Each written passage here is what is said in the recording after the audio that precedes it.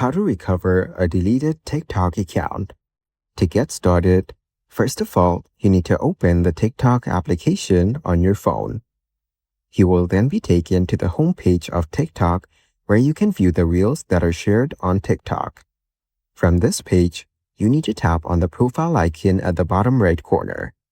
Then, open a TikTok video and tap on the three dots from the right panel. After that, slide into the option Delete. Proceed by tapping on the Delete option. Now go back, and once you're in your profile page, tap on Menu at the top right corner. Select the option Settings and Privacy. Once you're in this page, you need to go to the option Activity Center. Then, scroll down and tap on this option Recently Deleted.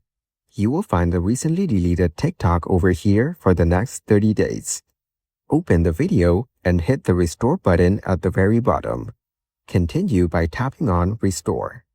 Now go back and get to your profile page. Refresh it and you will notice the recently deleted TikTok will appear in no time.